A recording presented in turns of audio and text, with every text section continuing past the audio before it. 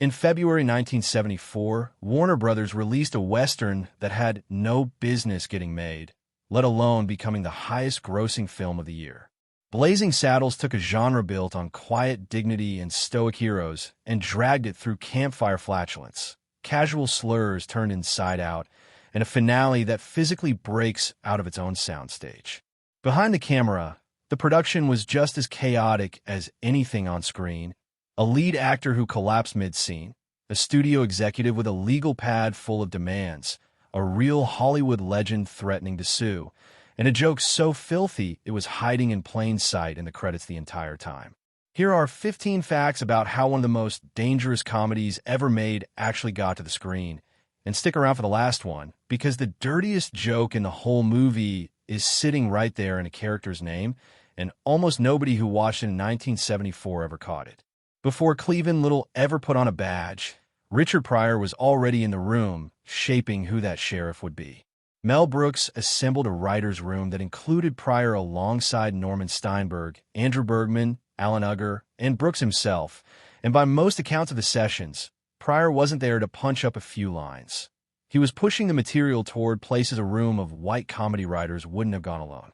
He wanted the racial satire sharper, the hypocrisy of the town more exposed, and the jokes about power dynamics less padded. For years, the popular version of the story was that Warner Brothers simply refused to let Pryor star as Bart because insurance companies wouldn't cover him, thanks to his reputation and legal troubles at the time. Brooks himself has told a Messier version. The idea of Pryor in the lead cooled well before financing was locked down for a tangle of reasons that never became fully public, rather than a single dramatic veto. What's not in dispute is that Pryor stayed on as a writer through the process and that his fingerprints are all over Bart's voice. A sheriff who is smarter than everyone around him and treats the town's racism less like an injury and more like material. There's also a detail that cuts against the assumption people usually make about who wrote what. The instinct is to guess that the Jewish writers handled the Yiddish and Jewish-coded jokes, while Pryor handled everything involving race and black characters. In practice, the writer's room didn't split that cleanly. Ideas crossed over constantly, and the film's willingness to hit multiple targets at once is part of why it still feels unusually reckless compared to other comedies from the era.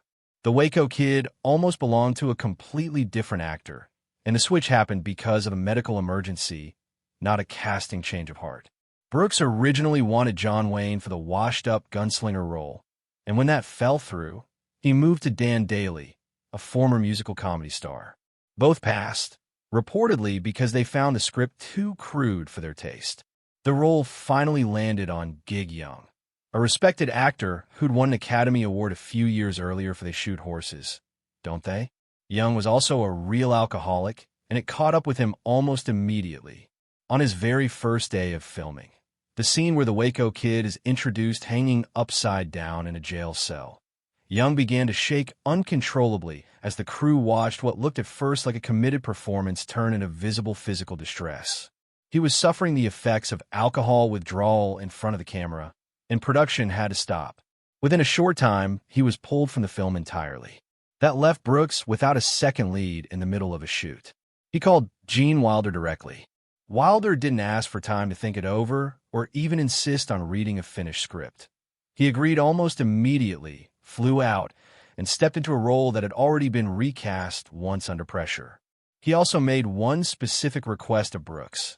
He didn't want to play the character as broad comic relief. He wanted to play him quiet, tired, and a little sad, letting the humor come from restraint instead of noise. Brooks agreed, and that choice ended up giving the film something it otherwise wouldn't have had, a genuinely tender friendship at the center of all the chaos. One of the film's most quietly devastating scenes is also one of its funniest, and the mix happened by accident. After Bart takes another wave of hostility from the town, the Waco Kid tries to comfort him with a speech about how people fear anything unfamiliar, that it isn't really about Bart, it's about human nature. It's a rare moment where the movie slows all the way down and plays it straight. On the page, that's where the speech ended. On set, Wilder tacked on a single word that wasn't written anywhere in the script. Morons. The tonal whiplash caught Cleaving Little completely off guard, and the laugh that crosses his face in the finished film is not a performance. It's a real, unplanned reaction to a line he didn't see coming. Rather than cutting and asking for a clean take, Brooks kept it in. The moment works precisely because it isn't polished. A scene of genuine empathy deflates itself with one perfect jab, and the honesty of that laugh does more for the friendship between the two characters than a scripted punchline ever could have. Before Gig Young or Gene Wilder ever entered the picture, Brooks wanted John Wayne for the Waco Kid, and by some accounts he handed Wayne the script directly rather than going through layers of agents. Wayne read it and came back with a verdict that was both a compliment and a rejection. He thought it was hilarious, laughed his way through it, and told Brooks flatly that it was too dirty and too silly for him to be in. The reasoning tracked with who Wayne was as a public figure. For decades, he had been the closest thing American film had to a living embodiment of the Western hero, stoic, upright, and largely untouchable. A movie built around slurs turned into punchlines, a horse getting knocked unconscious, and a campfire scene about flatulence would have clashed violently with the image he'd spent his career building, no matter how funny he personally found it. He turned the role down, but he didn't walk away cold. Wayne reportedly told Brooks he'd be first in line to watch it once it came out. He never appeared in Rock Ridge, but the fact that one of the genre's most traditional stars privately found the film's demolition job on his own genre funny says something about how sharp the writing actually was. The first thing audiences hear in Blazing Saddles is a booming, completely sincere Western ballad, and that sincerity was the entire point. Brooks wanted the opening theme to sound like it belonged to a totally straight-faced epic Western, with zero comedic winking in the vocal performance, so that when the film itself immediately started breaking every rule of the genre, the contrast would land harder. To get that effect, he brought in Frankie Laine, a singer with real genre credibility. His voice had carried the theme songs for Gunfight at the OK Corral and the Rawhide television series. According to accounts from those involved with the production, Brooks kept the pitch to Laine vague, describing it simply as a big, dramatic Western theme rather than telling him it was for a farce. Laine sang it with total conviction, treating every lyric like it belonged in a serious film. Only after the session ended did Brooks add whip cracks and other comedic sound effects in post-production, meaning Laine had no idea what kind of movie his voice was about to open. When he eventually saw the finished film, he reportedly enjoyed it, but the earnestness baked into that opening number, recorded by someone with no idea he was being used for a joke, is exactly what makes the first few minutes work. Mongo doesn't feel like a typical movie tough guy, and that's because the actor behind him wasn't one. Alex Kara spent years in the NFL as a defensive tackle for the Detroit Lions before he ever stepped in front of a camera, and Brooks cast him specifically because he brought real, credible physical menace rather than a stunt double's manufactured toughness. The character's signature gag, punching a horse unconscious, has murkier origins depending on which account you trust, but it plays as outrageous specifically because Kara's looks like someone capable of actually doing it. What makes Mongo memorable isn't just the size and force, though. Brooks wanted a strange gentleness underneath the muscle, a childlike quality that turns a walking wrecking ball into someone who mostly just wants to be left alone with a candygram. That contradiction, real physical threat wrapped around an almost innocent core, is why the character has stuck in people's memories decades later. The irony of Karazi's career only deepened afterward. Years after playing a man who punches horses and tears apart a saloon, he became a beloved, gentle television father figure on the sitcom Webster. An NFL enforcer who became a mover wrecking ball who became a sitcom dad is exactly the kind of unpredictable career arc the film itself seemed to be poking fun at. Hedley Lamar, Harvey Korman's preening, easily wounded villain, spends much of the film correcting people who mispronounce his name as Hedy. That running gag exists because there was a real Hedy Lamar, a Golden Age film star who was also, off-screen, an inventor whose work on frequency-hopping technology would later become foundational to modern wireless communication. She was not amused. Lamar filed a lawsuit against Brooks and Warner Brothers, arguing that the film exploited her name and identity without permission. Brooks's public response wasn't defensive. He said he was flattered that someone of her stature had noticed the film at all. What makes the story stranger is that the joke had, in a sense, already predicted the lawsuit. Earlier in the film, the governor snaps at Coleman's character with a line about how it's still early enough in history that you will be able to sue her, reportedly written and filmed before any real legal action existed.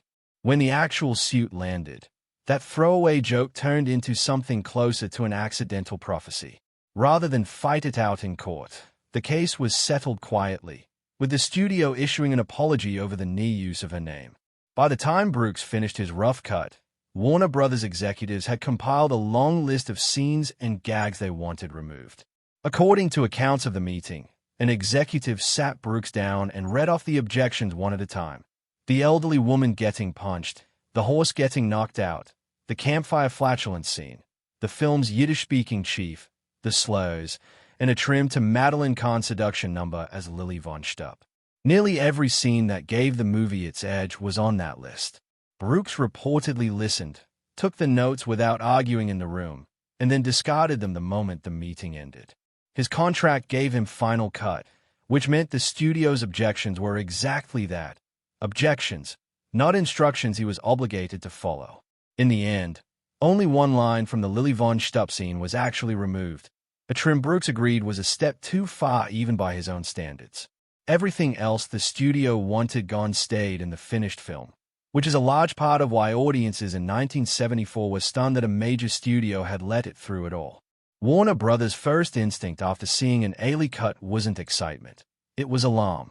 Internal screenings for executives reportedly went badly, not because the jokes fell flat, but because they landed too hard, and the material felt like a legal and reputational risk the studio didn't want to take on. The idea that floated around at the top of the company was simple: quietly shelve the film rather than release it. Brooks pushed for an alternative. He convinced the studio to run a screening for its own rank-and-file employees, secretaries, assistants, and general staff rather than executives, to get an honest reaction from ordinary moviegoers instead of nervous decision-makers. According to the way the story has been told over the years, the room was tense for the first stretch of the film, and then the laughter started and didn't stop, building through the campfire scene into open uproar. Faced with a room full of people who couldn't stop laughing, the studio's calculus shifted, and Warner Brothers agreed to release the film in a limited run in New York, Los Angeles, and Chicago. From there, it became a genuine box office phenomenon. Blazing Saddles works as a title precisely because it sounds like an ordinary Western while giving away nothing about what's inside. That wasn't the original plan. The project started under a much more pointed name, Tex X, drawn from writer Andrew Bergman's original story treatment, a deliberate riff on Malcolm X transplanted into a frontier setting. Warner Brothers reportedly balked at it, worried that half the audience would expect a blunt political statement and the other half might assume the title was signaling something else entirely. Several alternatives were floated, including Black Bart and the Purple Sage, none of which captured the tone Brooks was after. According to the way Brooks has told it, the eventual title came to him almost accidentally, evoking speed, heat, and old-fashioned Western spectacle while giving no hint of the satire waiting underneath. The new name let the film travel undercover, even though the content inside hadn't softened at all. For decades, Hollywood Westerns had one recurring image it never followed to its logical conclusion: cowboys sitting around a fire eating beans. Studios would show men shooting each other, blowing up trains, and leveling entire towns. But the idea of showing a natural consequence of a beans-heavy diet was considered off-limits in mainstream American film. Brooks decided that taboo was ridiculous and built an entire scene around breaking it. Cowboys gathered around a campfire eat plate after plate of beans, and instead of cutting away, the soundtrack lets the consequences play out in an escalating, almost musical chorus.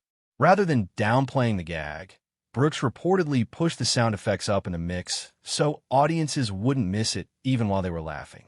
The reaction in theaters was immediate and loud, and the scene effectively dismantled decades of unspoken restraint around bodily function humor in a mainstream studio film. When a movie later aired on television, censors scrambled to soften or replace the sound effects entirely, but by then the scene had already done its job. signaling that nothing in the film, not even the most romanticized image of the American cowboy, was going to be treated as sacred. Tucked into a flashback early in the film is one of its sharpest and most easily missed ideas. A young Bart and his family, traveling west, encounter a group of Native American riders, and the scene is staged to build the exact tension a traditional Western would use before something violent happens to the black settlers in the wagon train. Instead, the chief, played by Brooks himself in full headdress, opens his mouth and speaks rapid, unsubtitled Yiddish, dismissing his men rather than attacking. Most 1974 audiences had no idea what was actually being said. It simply registered as an unfamiliar language, which was exactly the point. For decades, Westerns had treated native characters as props who spoke invented, meaningless dialogue purely to signal otherness. Brooks took that convention and made it literal and absurd at the same time, while also quietly linking two groups that Hollywood had both spent decades stereotyping. The joke worked on two levels simultaneously, funny to anyone, and loaded with an extra layer for the audience members who actually understood Yiddish and could catch the specific meaning of what the chief was saying.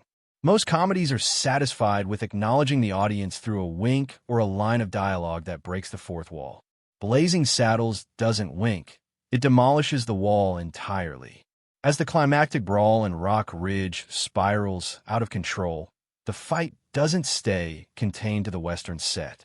It crashes straight through the studio wall and into a neighboring soundstage where an elaborate musical number is being filmed, sending cowboys colliding with dancers in sequin costumes. From there, the chaos keeps escalating. The fight spills into the studio commissary, catching bewildered extras and staff in the crossfire of a food fight. Eventually, Hedley Lamarr has had enough of the entire situation and flees by cab, telling the driver, quite literally, to get him out of the picture. His escape leads him to a movie theater where he buys a ticket and sits down to watch the very film the audience has been watching, with Bart still chasing him from inside that same film within the film. It's a loop that keeps folding in on itself until there's no fourth wall left standing at all. When one studio executive reportedly asked Brooks afterward why the characters leave the movie, his answer was simple: because it's over. Hollywood's instinct after any hit is to try to repeat it, and Blazing Saddles got that treatment almost immediately. In 1975, CBS aired a half-hour pilot called Black Bart, based loosely on Andrew Bergman's original story concept, with Louis Gossett Jr. stepping into the sheriff role that Cleavon Little had made iconic.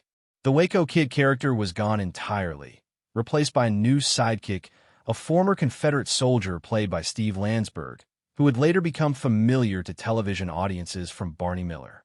Brooks had no involvement in the pilot, and the shift in tone showed it.